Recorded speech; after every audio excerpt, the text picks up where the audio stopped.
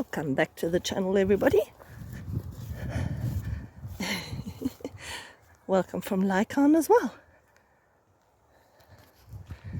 Right, have you ever considered how do other people and also other environments make your dog feel? And what do you do about it?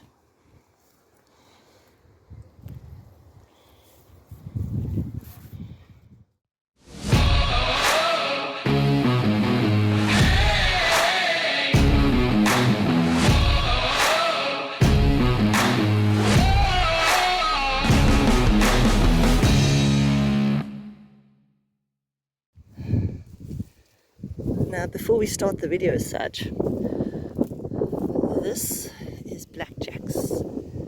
These awful, horrid little seeds that will stick to your clothing and give you all your grief, poking you and not coming off. And you'll stand there for hours picking it off your clothing. It's not much fun. Washing machine helps a little bit. If you have a dog with a really fuzzy coat, they get blackjacks on. Good luck trying to get that off. So glad that my boy doesn't really have a coat that blackjack likes all that much, which is great. But it will get stuck on leashes and collars and harnesses, depending on what harness or collar or leash we're using. Okay, it just got very windy. Oh, yeah, slightly less windy here. Ooh. Got to be careful, I'm misstepping over here. Alright, so the subject of our video is how do other people and also other environments make your dog feel, and what are you doing about it? And the reason I brought this up is because, and please excuse the huffing and puffing, being a little sick with flu, coughing my lungs out. Surprised they're still inside my body, that I haven't hacked them up yet. Alright, so a few days ago, today's Monday, so Saturday now passed, we attended the Medieval Fair 2025, which was a lot of fun. This is now our second Medieval Fair. Is it the second one? Yeah. So I noticed, that Lycaon actually feels very comfortable at the fairs, and there were a lot of hands. Okay, it was crowded, like super duper crowded this year, more so than last year. And we obviously walked through those tight crowds. I do have a video of the Medieval Fair, so I'll put the link of that one down below. And right, so despite all the low hands squeezing between people, walking along, children, grown-ups, people in costumes, making noises and putting on plays and having fun and all of that, you pass very close to that. Excuse me. And Mr. over there in his little dragon wings was perfectly comfortable, very relaxed, no stress signals. When we went to go have lunch indoors, actually hubby had lunch, I wasn't hungry, too much coffee I think, anyway, but our boy was lying there by our feet with lots of people passing, and he just lay there perfectly happy, no problem, no reactions. And it just shows me that when he goes to these type of fairs or markets, if you want to call it that, because it's sort of a market as well, he feels very, very comfortable. It's like his scene. And this year there wasn't a single hand that was stray that reached out to try and touch him, so he did not have to do a blow up or anything like that, whereas last year there was one blow up. At the Viking Fest, which was the year before, earlier the other year, no, it was last year, but earlier, he had 2 blow-ups. Yeah, he had 2 blow-ups. And purely people who can't read do not pet. That's why he's now got 3 patches on the harness and 1 on the collar. But anyway, so at the markets themselves, he generally feels very, very comfortable. And for obvious reasons at the vet, he does not feel comfortable. And if you don't know what that's all about, please watch the what's an anorchid video. All right, I'll put that link below as well. So if you don't know what an anorchid is and why Lycaon has issues with people, I recommend that you watch that one. Okay, so then I thought about it, and I thought, you know what? At man trailing, yeah, he's had 1 or 2 blow-ups here or there, and that was ages ago. He hasn't, we've been man trailing for several years now, and it was only right in the beginning, as we are teaching people, don't talk to him, don't try and tease him and shit like that. So he had his blow-ups there.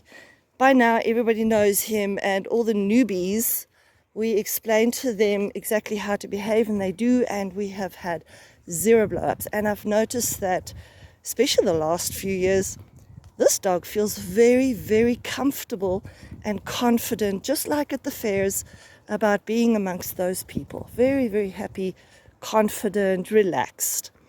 But now when it comes to the nose work, the scent detection, I have noticed he does not feel comfortable. Now, he loves the actual nose work, the hunting of odor. He really, really enjoys that. But he is a bit of a wreck around the people, because right from the beginning, when we started, there was a lot of stray hands that ignored the do not pet. There have been like an actual reach forward, and he actually bit the person.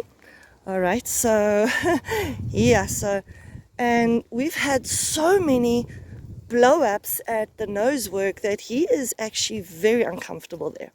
Very, very uncomfortable. What am I doing about it? Well, I've now become extra vigilant. You have to be. Oh, excuse me. So got to be extra vigilant, got to watch people, got to watch where their eyes go, because if you follow their eyes, you know exactly their physical being is about to follow and go towards the dog.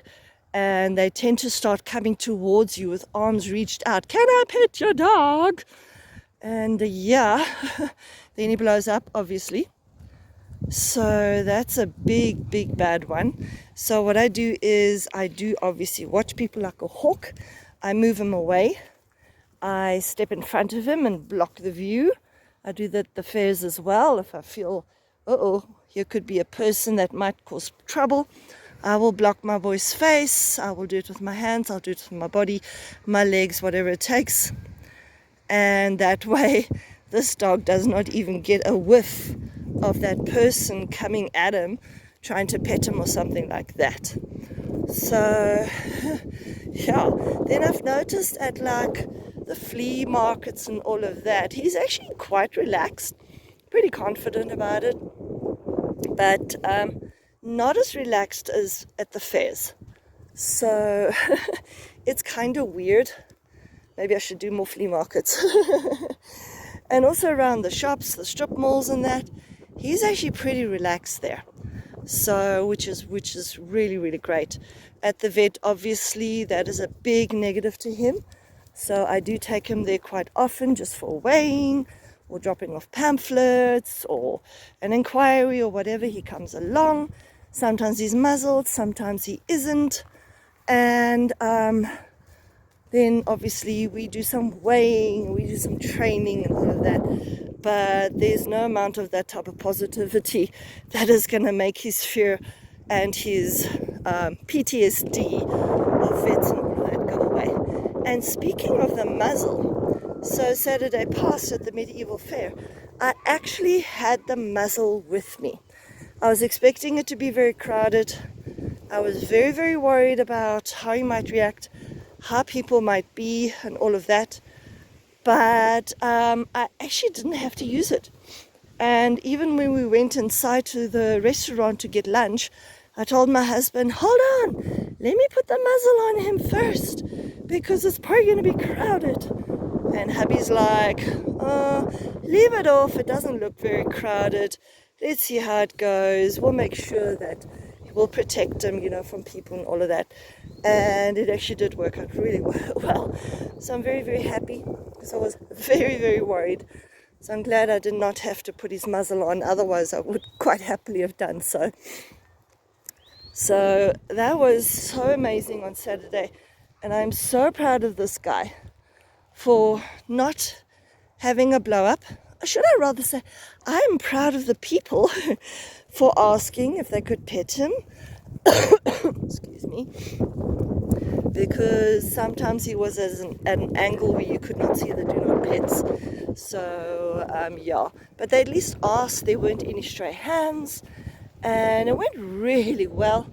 He was great with all the dogs there, and there was really a multitude of dogs. There was a little Labrador who kept following him around and sticking her nose up his butt. He was actually so cool with that too. He's really sweet around dogs. He doesn't want any trouble. Overall, I can say this dog, as with the majority of dogs, is non-confrontational. That's the majority of dogs, but it is how we help them through a situation or an environment. I think he's now started to realize that we will advocate for him, which means that when there's a lot of people around and a very high risk of hands reaching out to want to pet him, and that he knows his humans have got it. He doesn't have to worry, he doesn't have to stress. So he's relaxed, he stays confident. Obviously at the vet, it's going to go pear-shaped either way. So yeah, not much I can do about that, except to do a little bit of pre-training depending on what we're doing and all of that. That generally works so well. So that's helped me out the last few years. So yeah, but look at how your dog feels in different environments around different people, because every environment, shall I say, or whatever he's exposed to is going to be different. Now take note, we don't do nose work at the same place each time. It's always a different environment. So it's not the environment, it's the people. Once this dog cottons on, we're doing nose work, and it's those people, he's already on edge. So because the people seem to struggle to, let's just say, they have very little impulse control. I think my boy has more impulse control than them. And he's a dog. So yeah, so look at that. Okay, see where your dog is comfortable, and if they're uncomfortable, see what you can do to change that. Maybe step in front of them and block them off, give them on a leash, muzzle them if it's very risky, put some distance or movement between you and whatever is making them feel worried. So it's kind of hard with the nose work, because you've got to go a certain way, and then of course you might end up having some of the people that really want to touch him because he's so damn cute. Look at the ears. Sigh. So yeah, so we are doing our absolute best to block people off, and we've become even more vigilant. I must say, our little aeroplane detection dog scenario, that was really great. There was one time where he growled because somebody came in really hard and strong, eyes really staring at him, body language pointing at him, doing the "can I pet your dog?" It's like a nightmare out of a, how can you say, horror movie. So of course he growled, and I stepped in front of him, and he calmed down immediately, and then it was peace and quiet. So it wasn't a blow up, it was just a growl that I can live with. Oh, it smells really good here. Yeah, so help your dog through these type of things. I've had it at pet shops before. I'll give you a little anecdote of what happened to us. So I get to the pet shop, and I am chatting with one of the ladies there, and I've already stepped in front of my boy, so he's sort of behind me. He's just chilling. He knows I've got it. And another lady appeared. And she's like, oh, he's so damn cute. Please, can I pet him? Like one of those very forceful, all dogs love me type of people. And I said, no, please do not interact with him at all. Please totally ignore him. And then I continued my conversation with the first person. Now, the second person who desperately wanted to pet him, of course, thought that I was just being a stupid dog owner or something. So she sort of moved her body in such a way that she made direct eye contact with Lycan and did, oh, but you are so cute. Oh, you should have heard the growl this dog gave her. Oh my gosh, it was like a, did you not hear what my mistress just said? I do not want to interact with strange people. It was really a wow growl. All right, and then she got all sulky and offended, but she backed off. And it's amazing how offended some people are when you tell them, no, my dog doesn't want to be pet by you. I'm so sorry. You know, I've had it several times already. I had one person who was I am the dog god kind of person. It was a woman. And because she had like really high drive dogs, doesn't make you an expert, honey.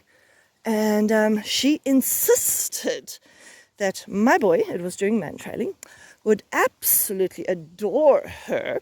And she was going to definitely feed him when he finds her. She was our Misper at that time. Misper stands for missing person. And I told her, no, don't do that. Please ignore him when he finds you, because I'm scared he might bite you. And my instructor's wife was there. She's also an instructor, obviously. And there was another lady with us as well. So several witnesses where I'm telling this person, please just ignore him when he finds you. That's all you have to do. Don't do anything stupid. He may actually bite you. And of course, this person insisted. So I told her, okay, you're doing this at your own risk. If he bites you, do not come crying on my shoulder. And of course, I had witnesses, so perfect. Anyway, excuse me. So off we go. And she goes and hides. And my boy finds her. And she did what everybody does. Oh, you're such a good boy. And she's sticking food in his mouth and all of that. And he blew up. He actually went up on his hind legs, roaring, never mind growling, put his feet on her shoulders. Thankfully, there was a wall behind her. And he basically shoved her against the wall, growling as if to reiterate, did you not understand what my mistress told you earlier? What is your problem? And the good news is he did not feel threatened enough to bite. So that's great, so grateful. There was no bite, but she was highly offended. So anyway, for the second fine, because we always do two, we're going to have some barking now first. Just get past here. Yeah, uncomfortable. Come on, my boy, let's go. Don't like being barked at. Unusual to see this breed in our country. Good boy. Yeah, let's just get past here. All right, so on the second find, a very humbled but highly offended woman. As my boy finds her, she sort of like jumped back, threw food on the floor for him, and didn't say much, which I'm grateful for. I didn't want her to say anything. I just wanted her to be like an unconscious missing person. So she and I are not really on speaking terms, except for the occasional, hi, how are you? And that's about it. And we'll just keep it that way. But the point I'm trying to make is that I am doing my absolute freaking best to make sure my dog doesn't practice blowing up, because every time he blows up, it boils back down to the fact that he looks at me and says, oh shit, I cannot rely on my mistress to keep these people away from me. Go, my boy. Oh, let's go, my boy. Oh, that's a good boy. Well done. You did it. He really does not like crossing wooden bridges. Good boy. Oh, excuse me. All right, so I do my absolute best, and we have not had many blow-ups in a while. Had a few at nose work, so still working on that. There are several people now who are a little bit wiser, who will not obviously try and say hello or the whole petting and all of that. But until everybody there respects that, we're probably still going to have some of that. So I'll obviously do my absolute best to get in front of him, block him off, move him away, and all of that kind of stuff.